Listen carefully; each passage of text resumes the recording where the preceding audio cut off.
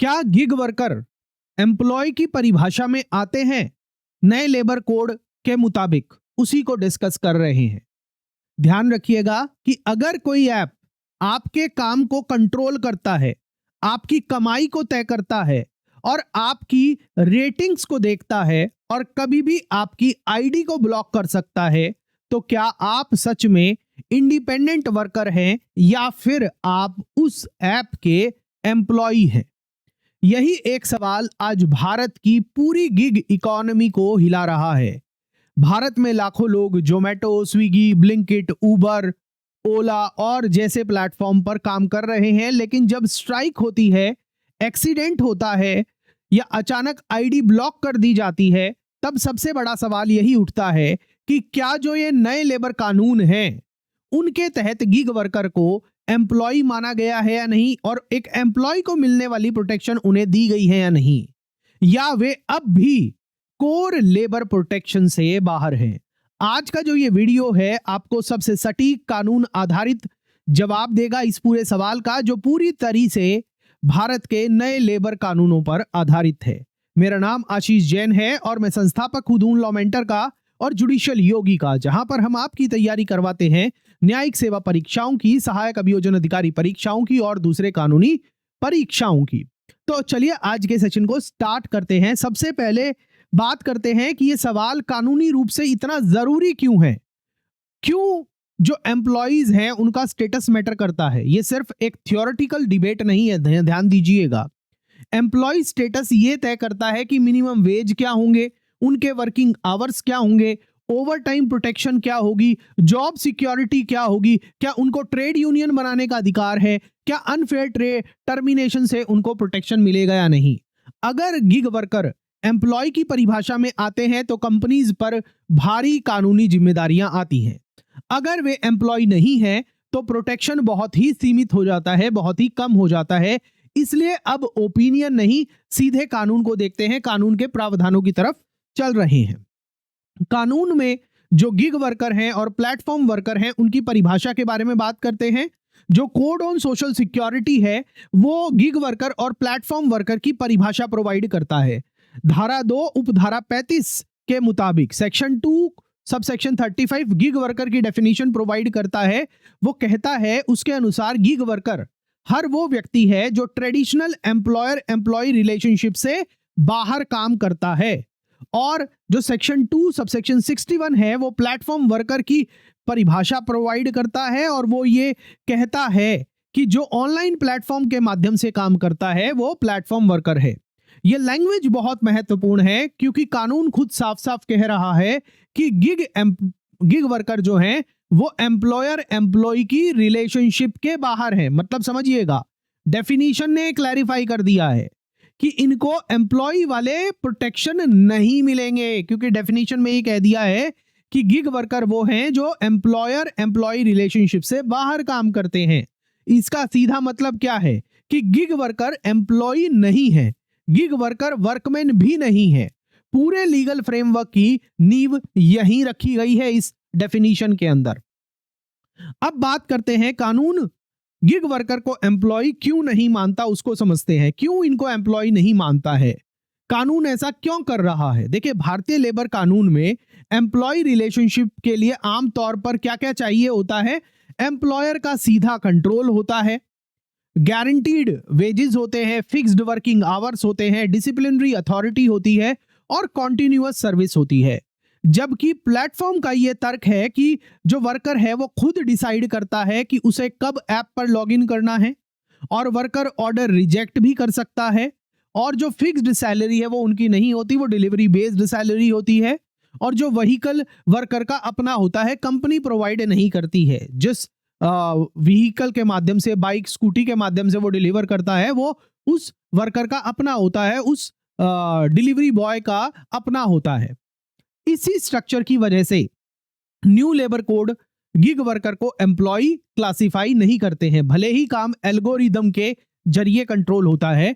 कानून अभी तक एल्गोरिदम कंट्रोल को एम्प्लॉयर कंट्रोल नहीं मानता है। ये बात ध्यान रखिएगा और ये भी बताइएगा कि आपको ये सेशन अभी तक कैसा लग रहा है। अपनी प्रतिक्रिया जरूर दीजिएगा। सुपर थैंक्स के माध्यम से, सुपर चैट के माध्यम से हमें सपोर्ट भी करिएगा। और वीडियो को लाइक करके शेयर जरूर करिएगा। कानून जो है वो अभी तक एल्गोरिदम कंट्रोल को एम्प्लॉयर कंट्रोल नहीं मानता है। यही एक बड़ा लीगल गैप है इन नए लेबर कानूनों के तहत। अब समझते हैं गिग वर्कर को कौन कौन सी कानूनी सुरक्षा मिलती है। मगर उससे पहले मैं आपको एक बहुत इंपॉर्टेंट बात बताना चाहता हूं कि आप लोगों के लिए हमने न्यू लेबर कोड्स पर अपना इंग्लिश कोर्स लॉन्च कर दिया है, जहां पर बायलिंगुअल मोड के अंदर आपको पढ़ाया जाएगा। हिंदी के नोट्स आपको सेपरेटली दिए जाएंगे, इंग्लिश के नोट्स आपको सेपरेटली प्रोवाइड किए जाएंगे, मगर पढ़ाया बायलिंगुअल मोड में जाएगा, इंग्लिश माध्यम से पढ़ाया जाएगा ताकि सभी को आसानी से समझ आ जाए। और बेयर एक्ट के हिसाब से हम इन चारों कोडों को बहुत डिटेल में पढ़ा रहे हैं, चारों लेबर कोड्स को पढ़ा रहे हैं। ये जो कोर्स है लॉ स्टूडेंट्स के लिए, लॉयर्स के लिए, लीगल प्रोफेशनल्स के लिए, एचआर प्रोफेशनल्स के लिए, एम्प्लॉय के लिए, एम्प्लॉयर के लिए, हर उस व्यक्ति के लिए जरूरी है और इंपॉर्टेंट है, नॉलेजेबल है, जो भारत के नए लेबर कोड्स को बहुत बारीकी से समझना जानना चाहता है। प्रावधान दर प्रावधान, प्रोविजन दर प्रोविजन यहां आपको बेयर एक्ट के माध्यम से पढ़ाया जाएगा। ये कोर्स की क्लासेस आपके वीकेंड पर होंगी, क्योंकि हमें पता है कि आप लगभग सभी वर्किंग प्रोफेशनल हैं, तो आपकी वीकेंड पर क्लासेस होंगी। और ये जो बैच है ये स्टार्ट हो रहा है 10 जनवरी 2026 से आपकी क्लासेस स्टार्ट हो रही हैं। कोर्स की जो डिटेल हैं वो आपको वीडियो के डिस्क्रिप्शन में और पिन कमेंट में मिल जाएंगी, जहां पर आप चेक कर सकते हैं कोर्स की क्या डिटेल, और वहीं के वहीं उसमें एनरोल भी कर सकते हैं। आपको हमारी ऑफिशियल ऐप का भी लिंक मिल जाएगा, दून लॉ मेंटर ऐप का, वो भी आप इस्तेमाल कर सकते हैं। वहां से भी आप डाउनलोड करके इंस्टॉल करके कोर्स में एनरोल कर सकते हैं। ठीक है, और अभी न्यू ईयर के उपलक्ष्य में 69% का मैसिव डिस्काउंट चला हुआ है कोर्स पर, तो आप उसको भी यूटिलाइज कर सकते हैं। चलिए आगे बढ़ते हैं और डिस्कस करते हैं कि गिग वर्कर को कौन कौन सी कानूनी सुरक्षा मिलती है नए लेबर कोड्स के तहत।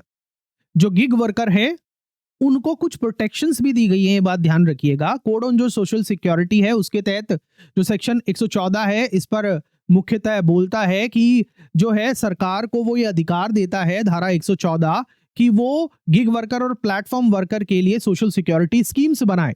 सरकार को पावर देता है। अब सरकार बनाए या ना बनाए उस पर बात अलग है, मगर हाँ, कानून अपनी तरफ से सरकार को पावर देता है। ठीक है, और उसके साथ साथ जो ये धारा 114 है ये भी कहती है कि कौन कौन से बेनिफिट्स हैं वो जिसके लिए प्रावधान बनाए जा सकते हैं सरकार के द्वारा। वो हैं जैसे हेल्थ बेनिफिट्स के लिए, एक्सीडेंट इंश्योरेंस के लिए, लाइफ इंश्योरेंस के लिए, और ओल्ड एज प्रोटेक्शन जैसे प्रावधान किए जा सकते हैं, सोशल सिक्योरिटी बेनिफिट किए जा सकते हैं गिग वर्कर के लिए, प्लेटफॉर्म वर्कर के लिए। लेकिन यहां पर लिमिटेशन समझना बहुत जरूरी है। ये जो प्रोविजंस हैं ये सारे इनेबलिंग प्रोविजन है, ये एनफोर्सिएबल राइट नहीं है। मतलब सरकार को लगेगा तो ये स्कीम बनाएगी, कोई जबरदस्ती नहीं है, मैंडेटरी नहीं है। मतलब इसका यह है कि बेनिफिट गवर्नमेंट स्कीम्स पर डिपेंड करते हैं, ऑटोमेटिक कवरेज नहीं है, और एम्प्लॉयर पर पीएफ जैसी मैंडेटरी कंट्रीब्यूशन नहीं है कि जैसे पीएफ और ईएसआई बेनिफिट होता है नॉर्मल एम्प्लॉयज के लिए, वो गिग वर्कर के लिए भी नहीं है। तो ध्यान रहे, प्रोटेक्शन है लेकिन सीमित और अनइवन है। अब आगे बात करते हैं कि कौन से लेबर कोड्स गिग वर्कर पर लागू नहीं होते हैं। यहां से ही एक्सेप्शंस जो हैं वो टूटती है, अपवाद है। क्योंकि गिग वर्कर एम्प्लॉय नहीं है तो उनके ऊपर इंडस्ट्रियल रिलेशन कोड 2020 अप्लाई नहीं होता। उसके तहत जो धारा 84 है, जो अनफेयर लेबर प्रैक्टिस का प्रोटेक्शन है, वो साफ तौर पर उन पर अप्लाई नहीं होता। इसी तरह सेक्शन 86 इंडस्ट्रियल रिलेशन कोड का जो पेनल्टीज की बात करता है, वो इन्वोक करना मुश्किल हो जाएगा इन बड़ी एप्स के खिलाफ, ठीक है, फॉर अनफेयर लेबर प्रैक्टिसेस। उसी तरह जो ओएसएच कोड है 2020 का, जो ऑक्यूपेशनल सेफ्टी रूल्स के बारे में बात करता है, प्लेटफॉर्म पर पूरी तरह एनफोर्सिएबल नहीं है। कोड ऑन वेजेस की बात करें 2019 का, तो मिनिमम वेजेस का ऑटोमेटिक राइट नहीं है गिग वर्कर के पास।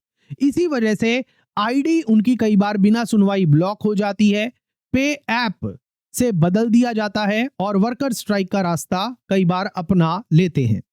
ठीक है, तो अब आगे बढ़ने से पहले आप मुझे एक सवाल का जवाब दीजिएगा कि अगर कोई ऐप किसी गिग वर्कर की रेटिंग्स को, पे को या फिर टर्मिनेशन को कंट्रोल करता है, तो क्या उसे एम्प्लॉयर माना जाना चाहिए या नहीं माना चाहिए? अपना जवाब कमेंट सेक्शन के अंदर जरूर दीजिएगा, क्योंकि आपकी राय इस कानूनी बहस में बहुत मायने रखती है। अब बात करते हैं नए लेबर कोड की जो सबसे बड़ी कानूनी विरोधाभास है उसको समझते हैं। सबसे बड़ा कॉन्ट्रडिक्शन क्या है नए लेबर कोड्स का? जो नए लेबर कोड हैं वो गिग वर्कर को रिकॉग्नाइज तो करता है लेकिन उन्हें एम्प्लॉय नहीं मानता है। प्लेटफॉर्म एल्गोरिदम से काम कंट्रोल तो होता है, प्लेटफॉर्म जो है वो एल्गोरिदम से काम कंट्रोल करते हैं, लेकिन कानून उन्हें इंडिपेंडेंट मानता है।